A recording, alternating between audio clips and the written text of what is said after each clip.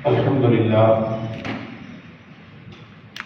الحمد لله وكفى وسلام على عباده الذين اصطفى أشهد أن لا إله إلا الله وحده لا شريك له وأشهد أن محمدا عبده ورسوله صلى الله عليه وآله وسلم.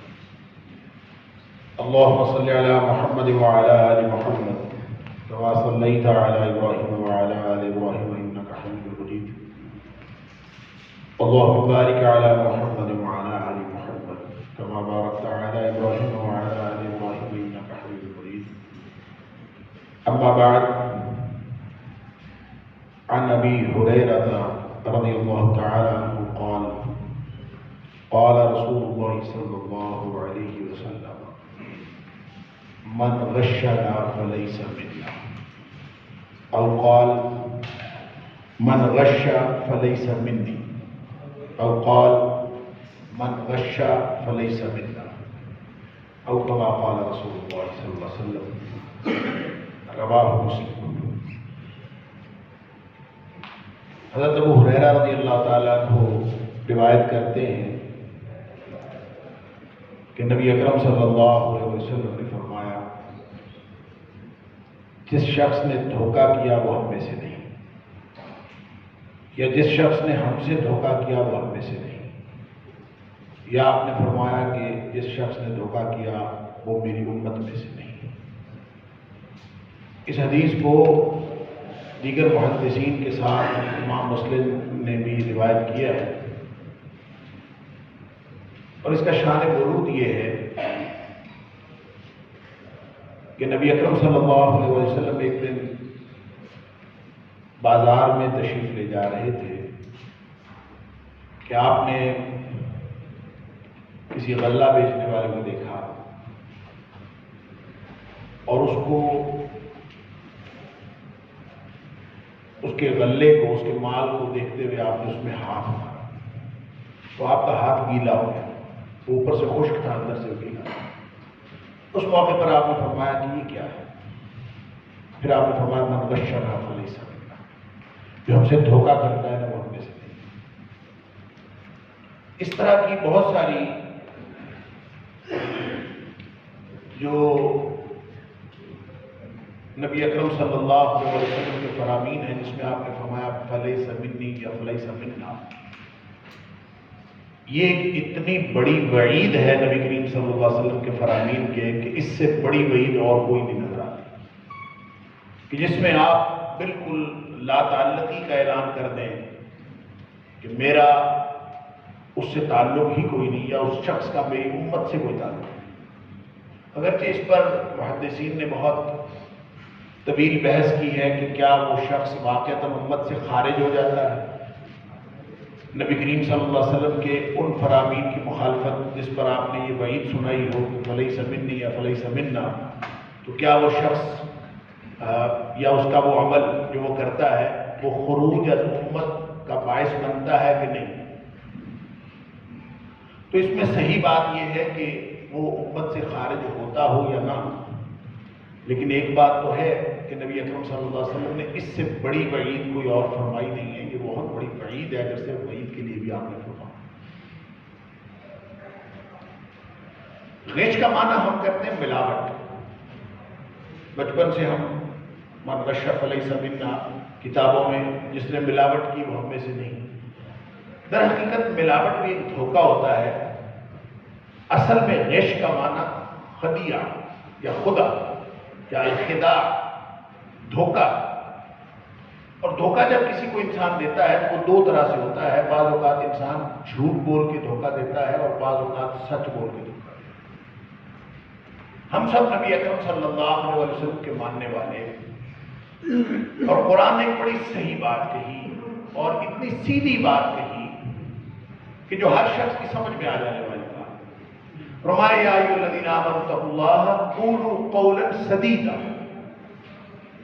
کہ ایمان کا دعویٰ کرنے والوں اللہ سے ڈرا کرو اور بات کیا کرو نہایت درست اور سیدھی۔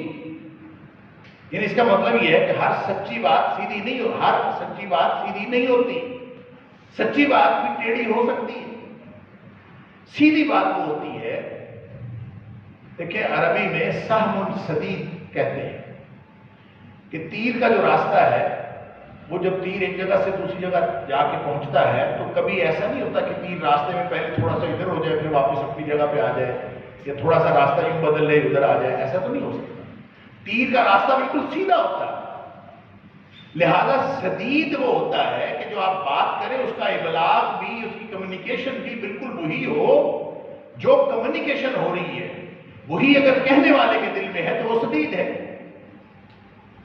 یعنی اس کا ابلاغ اگر پوری طرح ہوئی، جو کہنے والے نے کہا ہے وہی اگر اگلے بندے تک پہنچا ہے تو وہ سدید ہے، قول سدید ہے.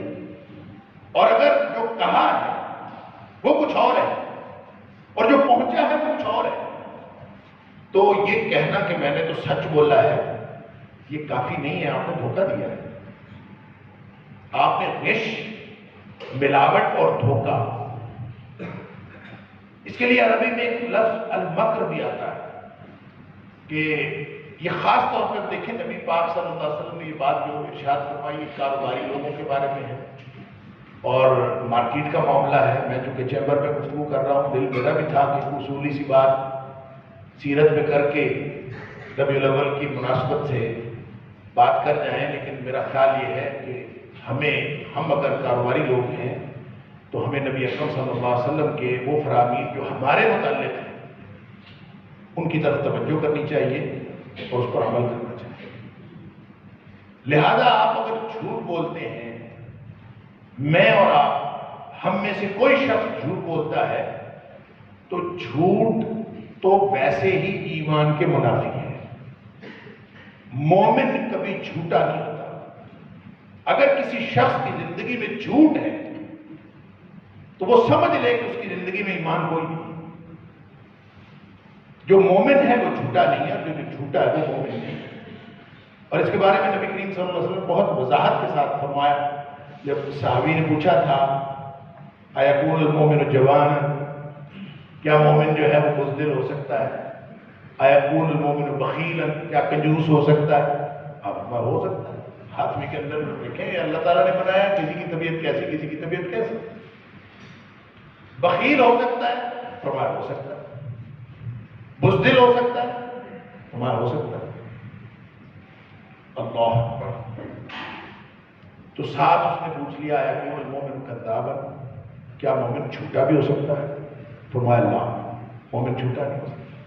لہذا جس شخص کی زندگی میں جھوٹ ہے وہ سمجھ لے کہ اس کا ایمان کے ساتھ کوئی تعلق نہیں. بلکہ ایک اور حدیث ہے جو ویسے تو کہا جاتا ہے وہ حضرت عبداللہ بن مسعود رضی اللہ عنہ کا قول ہے، لیکن صحیح بات یہ ہے کہ وہ مرفوع ہے اور وہ نبی اکرم صلی اللہ علیہ وسلم کا ہی ارشاد اقدس ہے، مرفوع حدیث ہے. آپ نے فرمایا کہ یتبع المؤمن علی کل خلق، مومن کے اندر ہر بات، ہر اخلاقی خرابی ہو سکتی ہے. اور کسی کو اللہ تعالیٰ نے بڑبولا بنایا ہوتا ہے، وہ بہت بولتا ہے. کوئی بہت کم گو ہوتا ہے. یہ مختلف چیزیں ہیں. اللہ نے کسی کو بالکل کنجوس بنایا، مال ہونے کے باوجود وہ بالکل سانپ بن کے بیٹھا ہوتا ہے، خرچ نہیں کرتا. کسی کو اللہ تعالیٰ نے بہت جو ہے وہ ہاتھ کھلا رکھا ہوتا ہے، وہ خرچ کرنے میں کبھی وہ گریز نہیں کرتا. لہذا مختلف جو طبیعتیں ہیں، مختلف طبائع ہو سکتے ہیں مومن کے بھی. یتبع المؤمن علی کل خلق، مومن کے اندر ہر خرابی ہو سکتی ہے، ہر اخلاقی وصف ہو سکتا ہے. دو باتیں مومن میں نہیں ہو سکتی، الا الخیانہ والکذب، بددیانتی اور جھوٹ مومن میں نہیں ہو سکتی. لہذا یہ دو باتیں آپ نے سنا ہوگا، لا دین لمن لا عہد لہ، لا دین لمن لا امانت لہ، لا ایمان لمن لا امانت لہ. جس کے اندر امانت داری، دیانت داری نہیں ہے وہ تو اس کا تو دین ہی کوئی نہیں ہے، اس کا تو ایمان ہی کوئی نہیں. لہذا یہ جو کاروباری حضرات ہیں نا، اللہ تعالیٰ معاف فرمائے، یہ ایمانت، دیانت، یہ معاملہ یہ آج کے دور میں سب الغم بلغم ہو گیا ہے. اور اس کی پیشن گوئی بھی نبی کریم صلی اللہ علیہ وسلم نے اس وقت ہی فرما دی تھی. آپ فرمایا ایک دور آئے گا جو دھوکے کا دور ہوگا. انہا ستاتی علی الناس سنون خداع، لوگوں کے اوپر ایک دھوکے کا دور آئے گا. اللہ، اور دھوکے کے سال آئیں گے. ستاتی علی الناس سنون خداع، دھوکے کا دور، دھوکے کے ساتھ اس کی نشانی یہ ہے دھوکے کے دور کی، وما یصدق فیہ الکاذب ویکذب فیہ الصادق ویؤتمن فیہ الامین ویؤتمن فیہ الخائن ویخون فیہ الامین۔ اس دور میں جو جھوٹا ہوگا اس کو لوگ سچا سمجھیں گے، جو سچا ہوگا اس کو لوگ جھوٹا سمجھیں گے۔ چار کام ہی الٹ ہوگی، بددیانت کو دیانتدار سمجھا جائے گا، دیانتدار کو بددیانت سمجھا جائے گا۔ اور اس کا ایک اور معنی ہے یصدق فیہ الکاذب، اس کا معنی یہ ہے کہ جو جھوٹا ہوگا نا اس کی تصدیق کرنے والے بہت مل جائیں گے۔ یعنی ہر بندہ کہے کہ میں اس کے دعائی دیتا ہوں جناب یہ بڑا صادق ہوتا دین ہے جناب ٹھیک ہے۔ یصدق فیہ الکاذب، جھوٹا اس کی تصدیق کی جائے، ویکذب فیہ الصادق، جو سچا ہے اس کے خلاف جھوٹی گواہی دینے والے بہت سارے لوگ ہیں۔ وَيُؤْتَمَنُ فِيهَا الْخَائِنُ، بددیانت کے اوپر اعتبار کیا جائے گا، اور وَيُخَبَّرُ فِيهَا الْأَمِينُ، اور جو امانت دار اور دیانتدار آدمی ہوگا اس کو لوگ بددیانت سمجھیں، اس کے اوپر کوئی اعتبار نہیں۔ اندازہ کریں اس دھوکے کے دور میں جس میں یہ سب کچھ الٹ جائے، میں اور آپ کدھر جائیں؟ کتنا مشکل دور ہے۔ اس دور میں کیا کیا جائے کہ حالات اس قدر خراب ہو گئے، اللہ امانت دیانت سب ختم ہو گئی۔ تو اب اس دور میں خاص طور پہ جو کاروباری طبقہ ہے نا، اس کے بارے میں ایک بڑی خوفناک حدیث ہے جو نبی کریم صلی اللہ علیہ وسلم نے فرمائی، اللہ کرے میں اور آپ سچے امتی بن جائیں اور نبی کریم صلی اللہ علیہ وسلم کی دی ہوئی وعیدوں سے بچ جائیں۔ Chamber of commerce and industry میں میں کھڑا ہوں، میں حدیث سناتے ہوئے مجھے خود ڈر لگ رہا ہے۔ پتہ ہے حدیث کیا ہے؟ ترمذی شریف کی حدیث ہے اور صحیح حدیث ہے۔ نبی کریم صلی اللہ علیہ وسلم فرمایا ان التجار هم الفجار، یہ جو کاروباری ہیں نا یہ سارے فجار ہوتے ہیں۔ فجار فاسق و فاجر کی سپرلیٹو ڈگری، یہ سارے فجار ہوتے ہیں۔ اور قرآن میں ہے ان الفجار لفی جحیم، یہ فجار سارے جہنمی ہوتے ہیں۔ یہ قرآن میں ان الفجار لفی جحیم، اور نبی اکرم صلی اللہ علیہ وسلم ہمارے ان التجار هم الفجار، جو کاروباری ہیں نا یہ ہیں سارے فجار، گویا کاروباری سارے جہنمی ہیں۔ اب جلال نبوت کا اندازہ کر لیجئے اور نبی کریم صلی اللہ علیہ وسلم کے ان الفاظ کا اندازہ کر لیجئے کہ اس کے اندر کتنا جلال ہے، کتنا خوف ہے۔ اور نبی اکرم صلی اللہ علیہ وسلم نے تو ایک کیٹیگوریکل اور سویپنگ سٹیٹمنٹ دے دی کہ ان التجار هم الفجار، اور قرآن کہتا ہے ان الفجار لفی جحیم، فجار جہنمی ہیں، اور جو فجار جہنمی ہوتے ہیں نبی کریم صلی اللہ علیہ وسلم فرما رہے کاروباری ہی لوگ وہ ہیں جو فجار ہیں، اصل میں جہنمی نہیں۔ تو ایک صحابی پوچھتا ہے، اب یہ میں اپنے حساب سے، میں الفاظ میں تو یہ بات نہیں ہے، حدیث کے الفاظ میں یہ بات نہیں ہے، لیکن لگتا یوں ہے کہ ڈرتے ڈرتے ہی پوچھا ہوگا۔ نبی کریم صلی اللہ علیہ وسلم فرما رہے ہوں سارے کاروباری جہنمی ہیں، ان التجار هم الفجار، تو کسی کو بولنے کی ضرورت ہوگی آگے سے؟ تو ایک شخص پوچھتا ہے الیس قد احل اللہ البیع، یعنی ڈرتے ڈرتے پوچھا ہوگا، پتہ نہیں کیسے حوصلہ کیا ہوگا۔ اللہ کے رسول صلی اللہ علیہ وسلم آپ فرما رہے ہیں سارے کاروباری جہنمی ہیں، تو کیا اللہ نے کاروبار کرنا حلال نہیں کیا؟ یہ کوئی حرام کام ہے جس کی وجہ سے سارے جہنم میں جا رہے ہیں؟ اللہ الیس قد احل اللہ البیع، کاروبار حلال نہیں کیا؟ نبی اکرم صلی اللہ علیہ وسلم بلا حلال تو کیا ہے، کاروبار حلال ہے، لیکن یہ پتہ کیا کرتے ہیں، یہ یتحدثون، یہ بات کرتے ہیں، فیکذبون، تو جھوٹ بولتے ہیں، ویحلفون فیحلفون، اور قسمیں اٹھاتے ہیں اور گناہ گار ہوتے ہیں۔ یہ دو باتیں نبی پاک صلی اللہ علیہ وسلم گویا جو قسمیں اٹھانے والا تاجر اور جھوٹ بولنے والا تاجر وہ جہنم میں تھا. وگرنہ یہ دو باتیں ہی ہیں جو مومن کی بنیادی صفات ہے. یتبع المؤمن علی کل خلق الا الخیانہ والکذب. جھوٹ اور بددیانتی مومن میں نہیں ہو سکتی، باقی ہر چیز اس کے اندر ہو سکتی ہے. تو اگر تاجر کے اندر یہ دونوں باتیں ہوں، تاجر کے اندر امانت بھی ہو، تاجر کے اندر سچائی بھی ہو، یہ دو باتیں وہی جو مومن کی بنیادی خصوصیات ہیں. انہی دو بنیادی خصوصیات کو لے کر تاجر اگر تجارت کر رہا ہے تو اس کا درجہ پتہ ہے کتنا ہے؟ نبی اکرم صلی اللہ علیہ وسلم التاجر الصدوق الامین مع النبیین والصدیقین والشہداء یوم القیامہ. کہ جو سچا اور امانت دار تاجر ہے نا، دیانتداری کے ساتھ اور سچائی کے ساتھ وہ کاروبار کرتا ہے، نبی اکرم صلی اللہ علیہ وسلم وہ قیامت والے دن نبیوں، صدیقوں اور شہیدوں کے ساتھ ہوگا. کوئی چھوٹا درجہ نہیں ہے. لہذا میں اور آپ ہم سب سوچ لیں کہ ہم کس قسم کے کاروباری ہیں، ہم کیا کر رہے ہیں. یہ جو دھوکہ دینا ہے نا، تیزی دکھانا لوگوں کو، آج کل تو کوئی کاروبار کر ہی نہیں سکتا. کوئی میرے جیسا بندہ کسی کاروباری بندے کے پاس بیٹھ جائے، اس کو کہے میں نے کاروبار کرنا ہوگا، تو تیرے جیسا بندہ نہیں کاروبار کر سکتا. کیوں نہیں کر سکتا؟ تو تیز ہی نہیں، تو سمارٹ ہی نہیں. آج کل کاروبار کرنے کے لیے سمارٹ ہونا چاہیے. اور تیرے جیسا بندہ جو ہے وہ، اور یہ ہم نے عام طور پہ یہی بنا لیا. اور جو بندہ جتنا زیادہ چالاک ہے، بندوں کو چار لیتا ہے، ہم سمجھتے ہیں وہ اچھا کاروباری، وہ سب سے اچھا کاروباری. قیس بن سعد رضی اللہ تعالیٰ ایک صحابی ہیں، اور اللہ تعالیٰ نے صلاحیتیں مختلف دی ہوتی ہیں. کوئی آدمی جو ہے وہ بڑا باصلاحیت ہوتا ہے، وہ بندوں کو چار لیتا ہے. کوئی آدمی جو ہے وہ ذرا ڈھیلا مٹھا ہوتا ہے، وہ نہیں آدمی لوگوں سے بات نہیں ٹھیک طرح سے کر سکتا.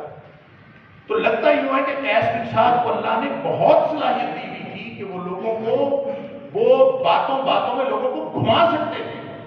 اللہ نے بڑی صلاحیت دی ہوئی. لیکن وہ پتہ کیا فرماتے ہیں؟ وہ کہتے ہیں کہ میں نے اگر نبی کریم صلی اللہ علیہ وسلم یہ نہ سنا ہوتا نا کہ المکر والخدیعۃ فی النار، کہ یہ جو چلاکیاں ہیں اور دھوکے بازی یہ جہنم میں لے جاتی ہے، اگر میں نے یہ نہ سنا ہوتا لکنت من امکر الناس، میں لوگوں میں سے سب سے زیادہ چلاک ہوتا، میں لوگوں میں سب سے زیادہ چارنے والا ہوتا، یا جدید زبان میں کہہ لیجیے میں سب سے زیادہ سمارٹ ہوتا. اور پھر میں دیکھتا کاروبار کیسے ہوتا ہے، میں لوگوں کو بتاتا کاروبار کیسے کرتے ہیں. بھائی یہ دین کا پیراڈائم اور ہے، یہاں تقاضے اور ہیں. کاروبار کرو، یہ کاروبار اس لیے نہیں ہوتا. ہم نے یہ بنیادی جو فکر ہے اس میں فرق ہے. کاروبار کے اندر جو مقابلے بازی ہے، یہ مقابلے بازی کا رجحان مدینہ طیبہ کے کاروبار میں نہیں تھا، یہ یہاں ہے، ہمارے کاروبار میں ہے. ہمارے کاروبار میں یہ ہوتا ہے کہ اگر ایک مچھلی فروش مچھلی بیچ رہا ہے، اس کے اوپر گاہک پڑ رہا ہے زیادہ، تو وہ اس کا ایک ٹرک مچھلی کا ختم ہو گیا تو وہ دوسرا ٹرک منگوائے، دوسرا ختم ہو گیا تو تیسرا منگوائے، ساتھ والا بے شک خالی فارغ کرتا ہے. مدینہ منورہ میں اس طرح کاروبار نہیں ہوتا. مدینہ منورہ میں دکان وہی ہوتی تھی جس نے اپنا مال بیچ لیا وہ دوسرے کو دے دیتا کہ اب تو بیٹھ جا میری جگہ پہ، اب تو بیچ لے. باہمی تعاون کی بات تھی، مقابلے بازی کی بات نہیں. مسابقہ جو ہے، یہ مسابقت یہ بنیادی طور پر شریعت کے اندر جو کاروبار ہے اس کی بنیادی روح کے خلاف کہ آپ نے مقابلے میں آگے جانا ہے بس، اور آگے سے آگے بڑھتے جانا ہے. دوسرا، جتنا زیادہ نیچے جائے گا مجھے خوشی ہوگی کہ میرا کاروبار اوپر جا رہا ہے، اور میں اسی پہ خوش ہوں گا کہ میرا کاروبار، چونکہ مسابقت کی فضا ہے نا، مقابلے کی فضا ہے. اور بھائی مقابلہ کرنے والی یہ چیز نہیں ہے، اہل ایمان میں مقابلہ کرنے والی یہ چیز ہے کہ جنت کی طرف کون آگے ہے. لہذا کاروبار میں بھی ہم نے جنت کمانی ہے، اور ہم نے کاروبار کرتے ہوئے لوگوں کے باہمی تعاون کے ساتھ بھی جنت کمانی ہے. یہ اگر مقصد نہ ہو تو بھائی پھر کاروبار کرنا بہت ہی خطرناک ہے اور خطرے سے خالی نہیں ہے. اور اگر کاروبار ان مقاصد کے لیے کیا جا رہا ہے تو پھر انشاءاللہ نبیوں، صدیقوں اور شہیدوں کے ساتھ اللہ تعالیٰ ہم سب کو ان کے ساتھ کرے، نبیوں، صدیقوں اور شہیدوں کے ساتھ ہمارا کام کرے. وآخر دعوانا